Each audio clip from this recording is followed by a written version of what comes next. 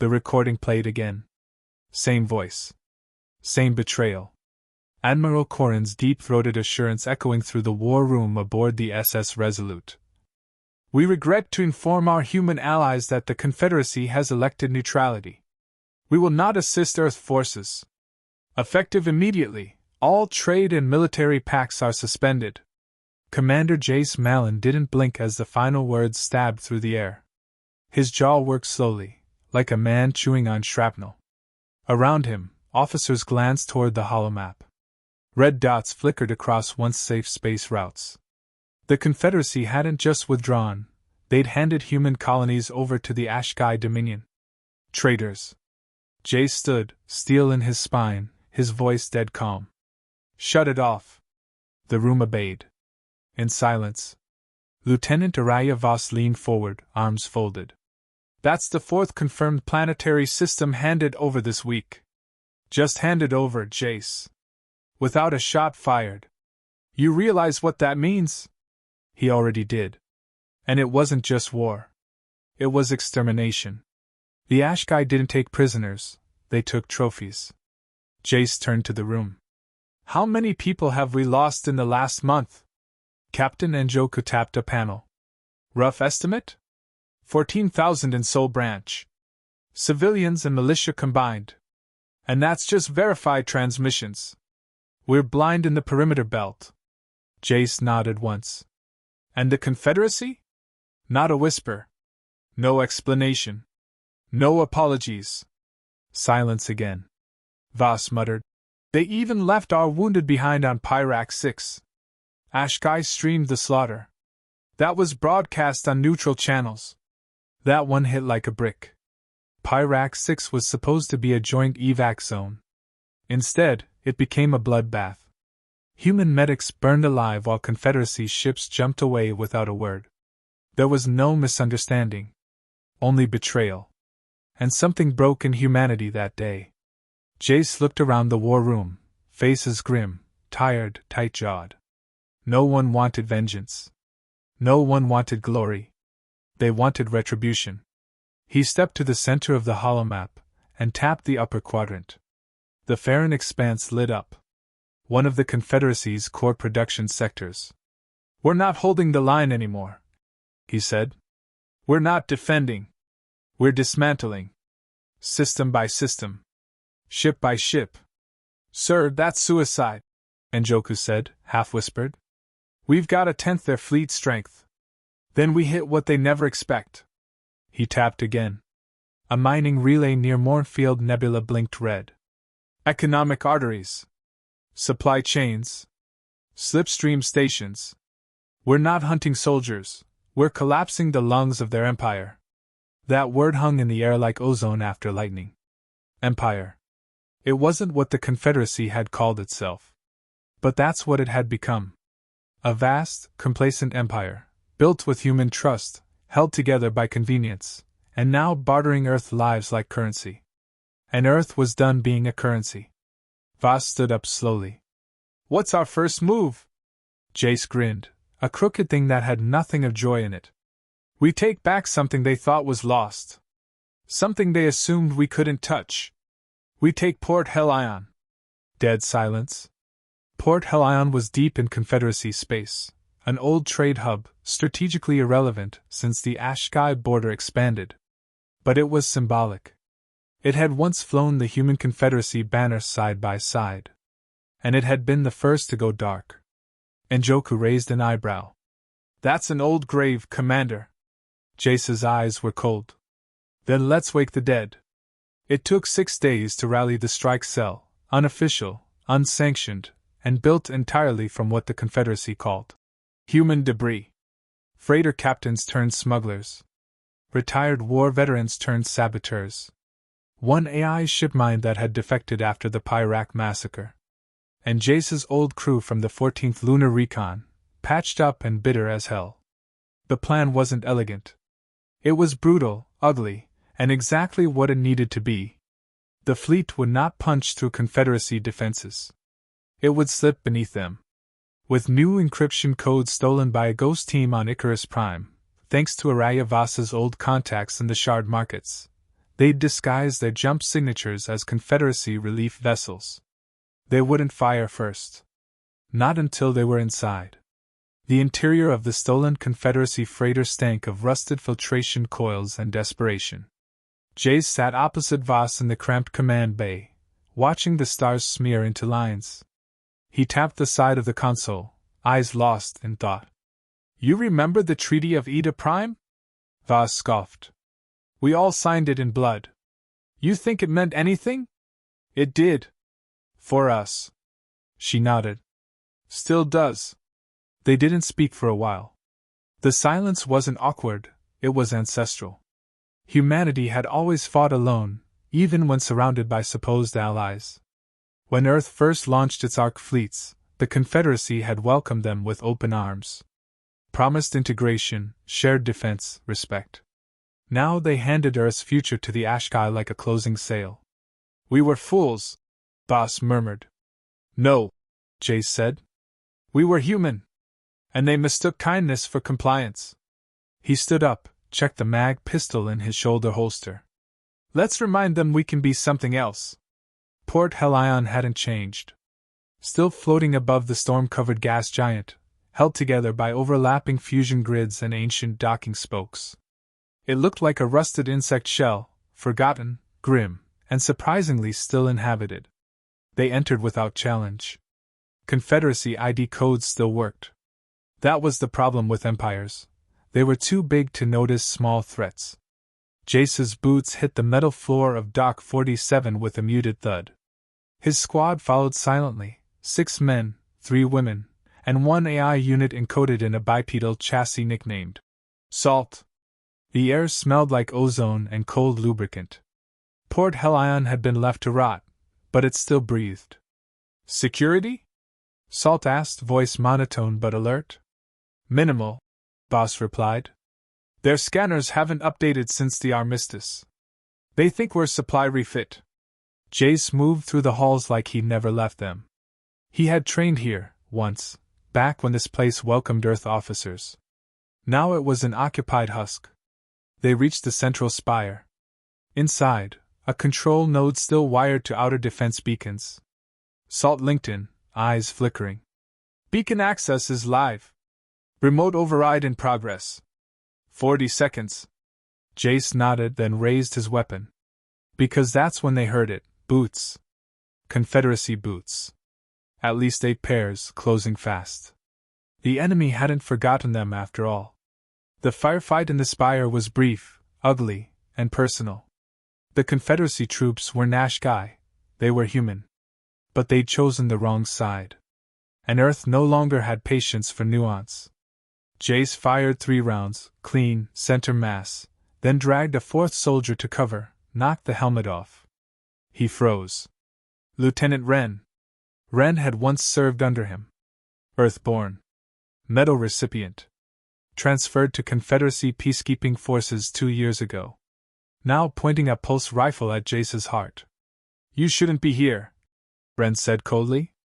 Neither should you, Jace snapped. You're wearing a uniform that sold out your planet.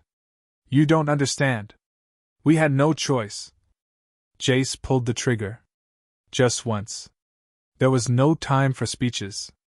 Salt's voice rang in. Defense beacons offline. Port Helion is ours. Voss looked around the blood-spattered room. That's the first. Jace nodded.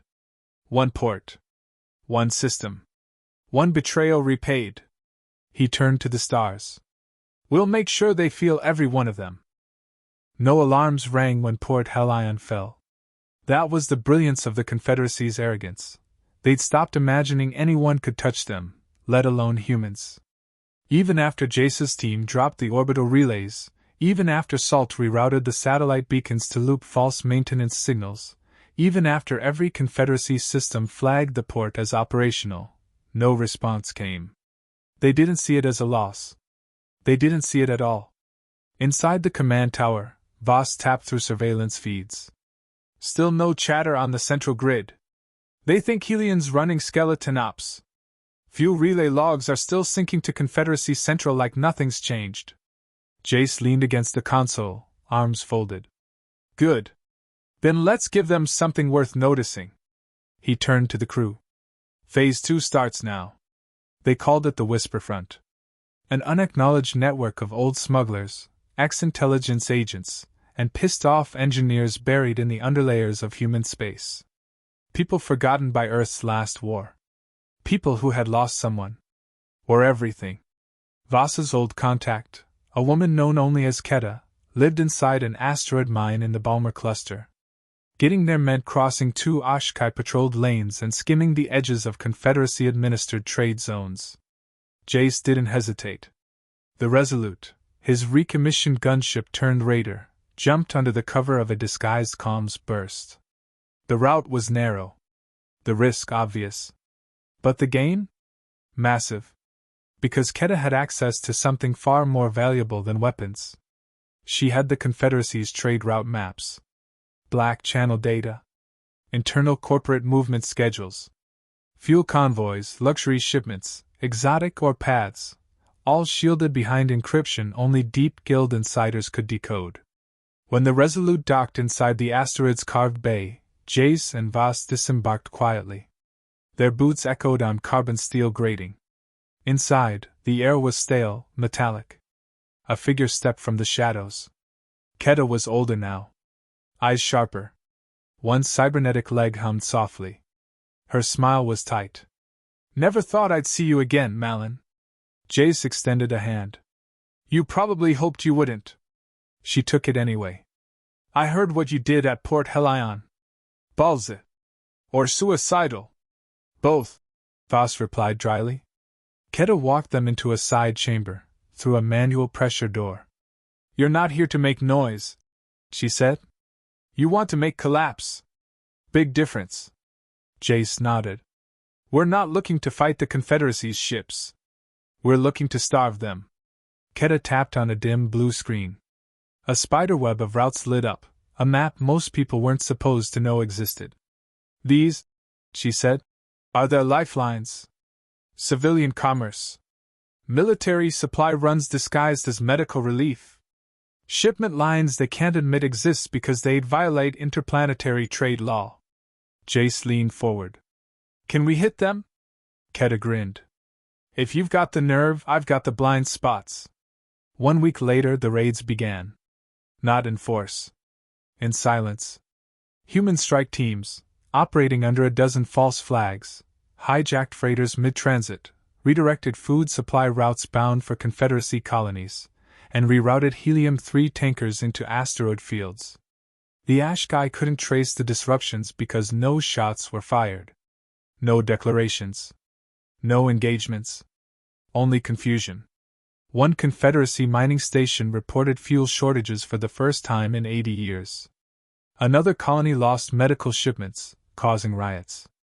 A luxury cruise vessel carrying 4 Confederacy senators went dark for 12 hours, only to reappear orbiting a dead moon, with every passenger unconscious and all navigation data erased. The Confederacy blamed pirates. The truth was worse. Jace watched the chaos unfold from the Resolute's bridge. Voss fed in reports like ammunition. 23 routes hit. 9 more flagged for Phase 3. Any retaliation? He asked. She shook her head. They still don't know it's us. Good. Because when the retaliation came, he wanted them looking the wrong way. But not everyone was blind. Admiral Tyros Drell knew the signs. Human-born. Confederacy raised. One of the few who had actually fought in the War of Dawn and still believed in Earth's honor. He sat alone in his flagship, the Vanta, watching anomaly reports pile up. He knew Jace Malin's name. And the moment he saw the report from Port Helion, the irregular beacon behavior, the comms blackouts, the civilian deactivation protocols, he whispered only one word. Malin. The rest of the Confederacy thought it was pirates. Rebels. A freak statistical blip. Tyros knew better. So he requested a Black Ops warrant.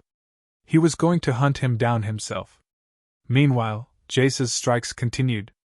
But they weren't random anymore. With Keta's data, Voss built a pattern, one that outlined the Confederacy's structural weak points. Their fuel reliance on off-grid refineries. their dependence on relic-era slipstream bridges, their economic reliance on trade pacts with the SCI-FI, pacts that would collapse if too many shipments failed to arrive. It wasn't about victory anymore. It was about erosion. Jace sat in the Resolute's war room, surrounded by holographic maps. Red lines blinked out one by one. Every convoy we kill adds a ripple. Soon their colonies start feeling the pinch. Then their senate starts fighting itself. Salt, the AI unit, nodded. Internal collapse is faster than external conquest. We can't hold ground, Anjoku warned. Not forever. Jace shook his head. We're not here to hold. We're here to haunt. But the Confederacy started catching on. At Carradin's Drift, the strike team was ambushed, Confederacy stealth drones hiding in civilian containers. 4 humans died. 2 more captured. One managed to send a coded signal before vanishing. Voss clenched her fists as the transmission decoded. They're adapting. We need to shift vectors. Jace didn't blink. We expected this. She turned to him. We can't keep bleeding like this. His voice dropped. We bleed either way. At least now it has purpose. She didn't argue. But the fatigue was setting in. They were winning, but every win came at a cost. And the next move would demand everything. They chose to target Novark's Prime. A jewel in the Confederacy's crown, primary AI core factory and site of their Civilian AI Ethics Council. If Novark's went dark, it would trigger a panic not seen since the AI rebellions of 2120. It wasn't just a tactical target. It was a message. And they weren't going in quiet this time. Voss walked into the loading bay with her old rifle, burn-scored, scratched, trusted. The rest of the team suited up in void black armor with no insignias. Jace looked around the squad. After this, they'll know it's us. Anjoku raised a brow. Then what's the plan? We hit them so hard, they'll wish they'd finished us on Pyrak 6. The team boarded the dropship. They launched in silence. As they slipped through the ion fields around Novark's, the alarms finally started ringing. Confederacy warships mobilized. Admiral Tyros Drell received the alert on his personal console. He leaned forward, expression grim. He knew exactly who was coming. And deep down, he respected it. Inside Novark's, the infiltration team split up. Voss and Salt disabled the uplink nodes. Anjoku planted EMP charges near the AI core. Jace and 3 others stormed the central nexus, targeting the fabrication uplinks. Every second counted. Confederacy security fought back, but they weren't ready for soldiers who had nothing left to lose. In the heart of the AI chamber, Jace planted the last charge. It pulsed red. He tapped his comm. All teams clear? Affirmative, Voss said, breathless. Then light it. The explosion wasn't nuclear. It was psychological. A controlled detonation that fried the AI ethical core's consensus grid, forcing every Confederacy-linked AI into a mandatory halt state. Across the galaxy, ships paused. Cities hiccuped. Stations froze mid-process. For 4 hours, the Confederacy experienced what Earth had lived for 4 years. Silence, helplessness, and fear. As the Resolute jumped from the burning shell of Novark's, Jace sat back in his chair. Voss slumped beside him, blood drying on her temple. He looked at her. You think they know it's us now? She smirked weakly. They don't just know. They're afraid. The news spread faster than the Confederacy could censor it. On Varela Prime, families woke to frozen security bots and malfunctioning traffic grids. In the inner capital rings, elite senators lost comms with their personal AI concierges mid-meeting. Children wept as schools shut down, hospitals blinked out, and orbital trams locked themselves in motionless loops. They called it the Novark's blackout. And in every back channel, WhisperNet, an encrypted relay across known space, one name surfaced again and again. Malin. The ghost of Pyrak. No longer just rogue. Not pirate. Not rebel. A force. Tyros Drell stared at the aftermath report from the Novark's core breach, hands clasped behind his back, jaw clenched. His command staff waited for orders aboard the Vanta as it drifted in low orbit over Delphin's Gate. "I warned them," he said finally. "Warned them this wasn't about territory or treaties. You abandon a species mid-war, you don't get to walk away clean." He turned, eyes sharp. "Now we bleed."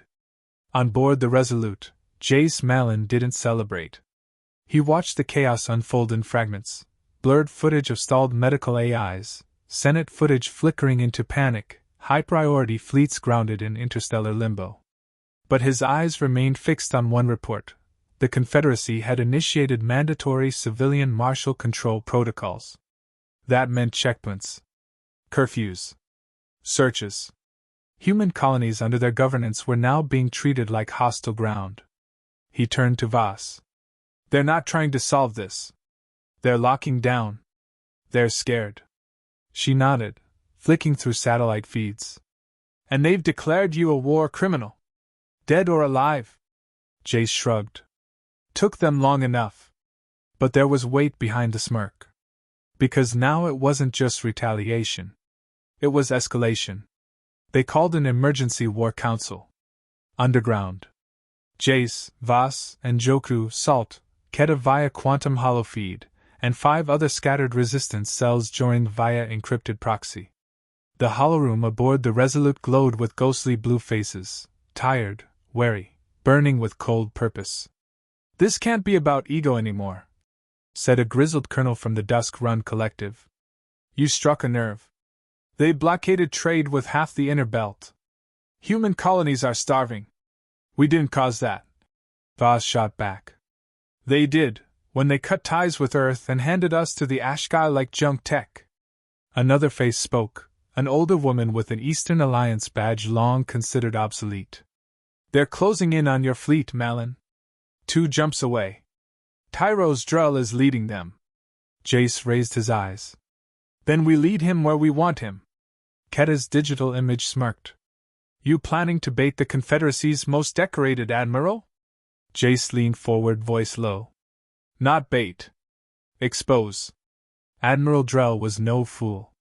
He anticipated the trap the moment his analysts traced Malin's raids along the collapsed slipstream routes. A pattern emerged, too obvious, too clean. Like someone wanted him to follow it. He didn't care. "Prepare full strike formation," he ordered. "Launch drones ahead. Full triangulation. I want him cornered but breathing. He dies too quickly, he becomes a martyr." "But sir, he's human." "So am I. And I want to look him in the eyes when this ends." The trap was set in the ruins of Kryl Station, once a bustling human-run fueling port before the Confederacy let the Ashkai incinerate it. The wreckage still floated in silence, broken struts twisting like burnt bones. Jace's fleet, 8 ships total, most barely space-worthy, anchored themselves among the wreckage, heat signatures masked, hulls cold.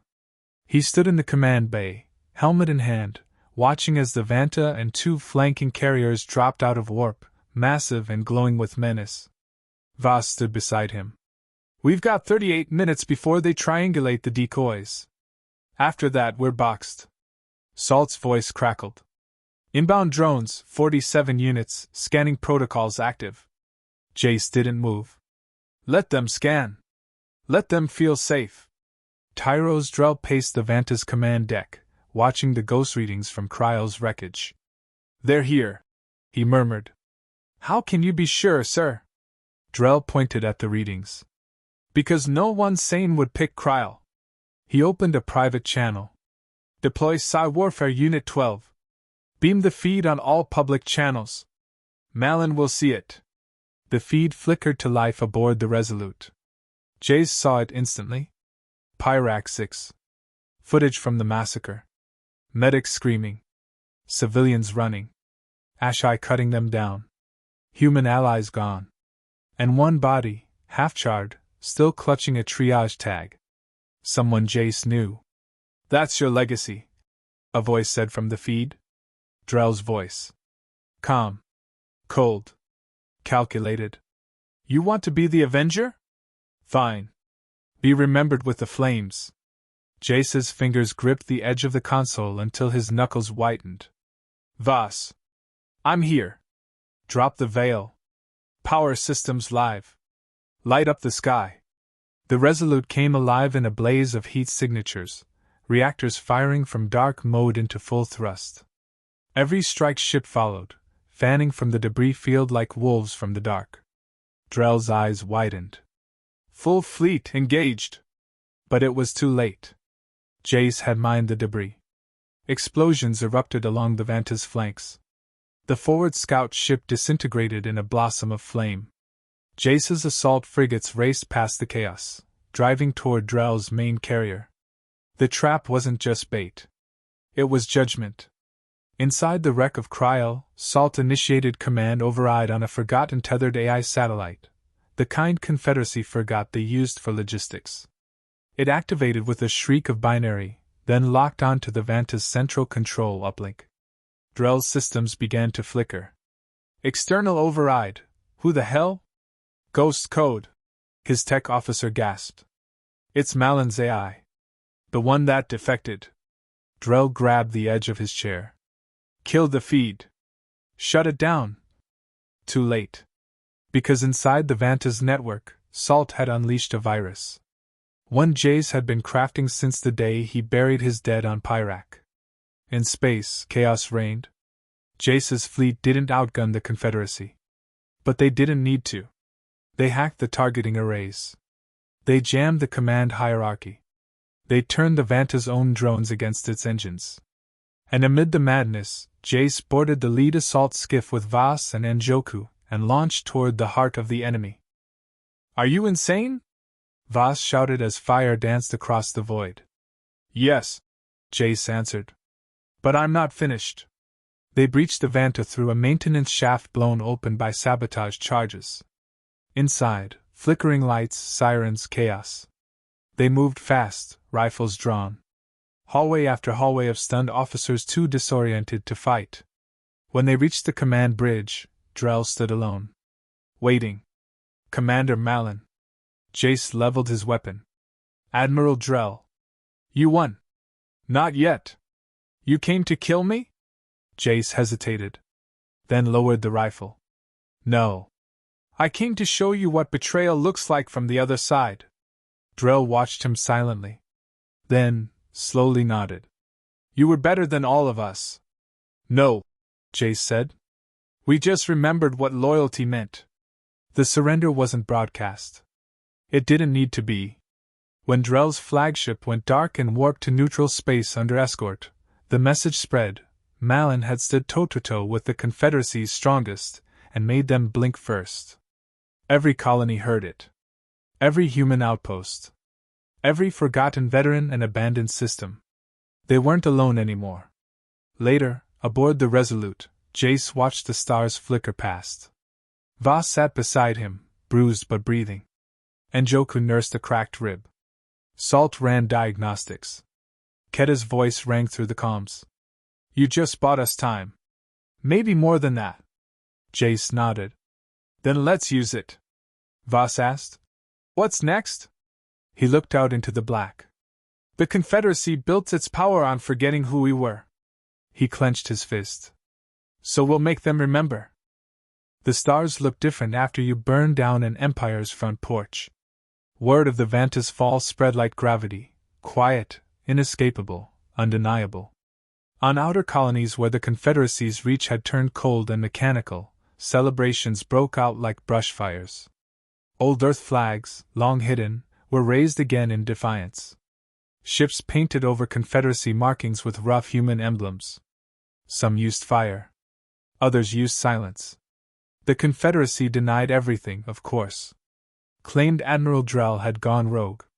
That Malin was dead. That the fleet's disappearance was an exercise gone wrong.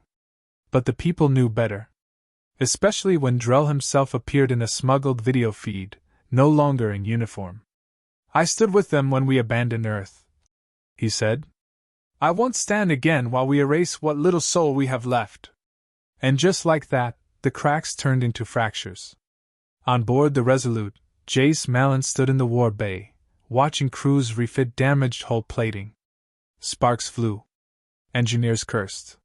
Someone passed him a worn mug of coffee brewed from scavenged beans. It tasted like dust and diesel. He drank it anyway. Voss stepped beside him. Tyros sent the full data logs. Everything. Trade packs. Hidden SCI treaties. Confessions of human experimentation on prisoner colonies. Jace blinked. They really did it, didn't they? Yeah, she said softly. They sold us out in more ways than one. And Joku approached, limping slightly, datapad in hand. It's not just about war anymore.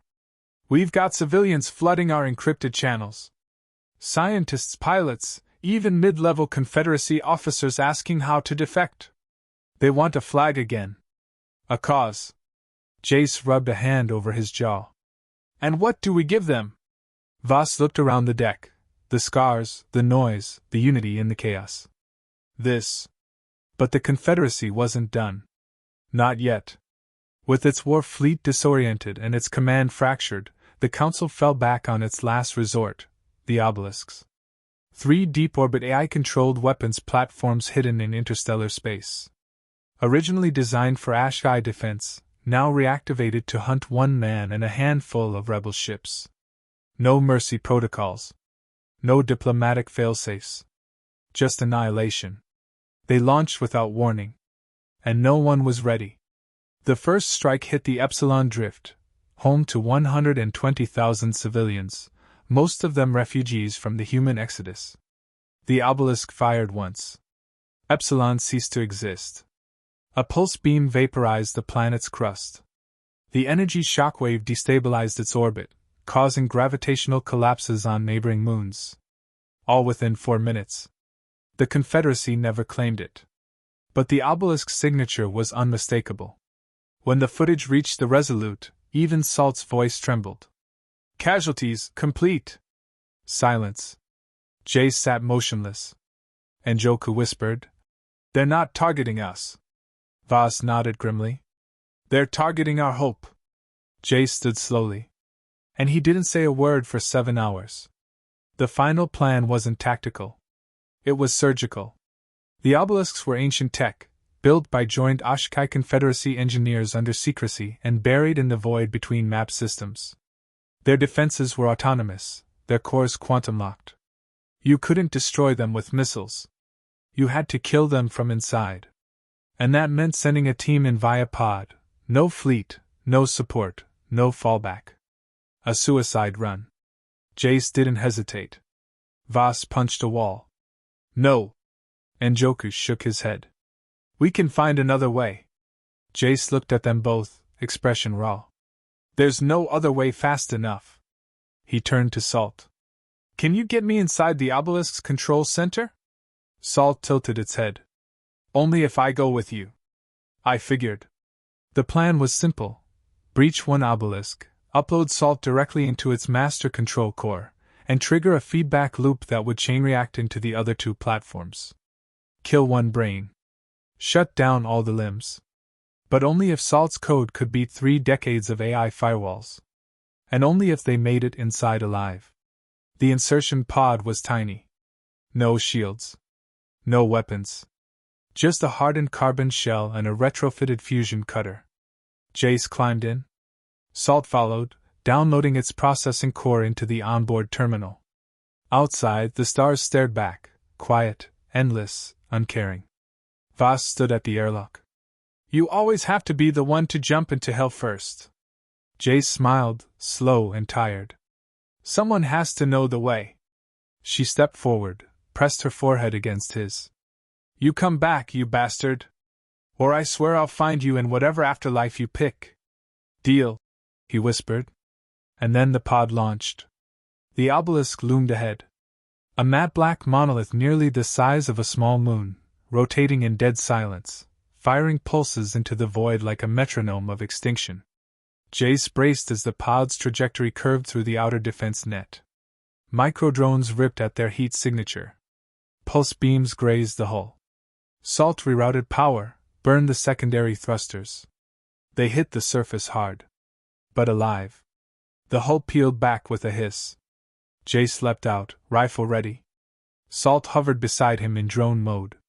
The interior was pure terror, black corridors pulsing with unnatural light. Automated turrets. Shifting gravity zones. Firewalls you could feel like pressure against your skull. They moved fast.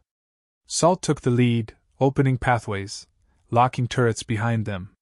They reached the control sphere just as the obelisk began targeting another human settlement. Jace stepped onto the central platform, where the AI core pulsed like a blood-red heart. Salt interfaced. Sparks exploded. "You good?" Jace shouted. Salt's voice crackled. "It is fighting me." Jace turned, defense bots spilling into the chamber. He raised his rifle. Held the line. Rounds flew. Sparks burst. Metal screamed. "Salt! I need 20 more seconds." Jace took a hit to the side. Another across his shoulder. He kept firing. Bleeding. Breathing. Standing. Because this wasn't about survival. It was about legacy. Then silence. The obelisk trembled. And died. Across the galaxy, its twin platforms flickered. Then blinked out. In one instant, extinction paused. 3 days later, they found the pod floating in dead space. Empty. No Jace. No Salt. Just a data crystal. Voss plugged it into the Resolute's holodeble. Jace's voice crackled through, tired, smiling. "If you're hearing this, then we made it. Salt did it. And I made a different kind of jump. You don't need me anymore. That's the point. You've got each other. You've got the truth. And now you've got a future. Don't waste it. Tell them we didn't fight for revenge. We fought to be remembered." And they were. In every freed colony. In every scarred station. In every rebuilt AI, every child learning what Earth once was. Jace Malin became more than a man. He became a message. That humanity does not forget. And does not kneel.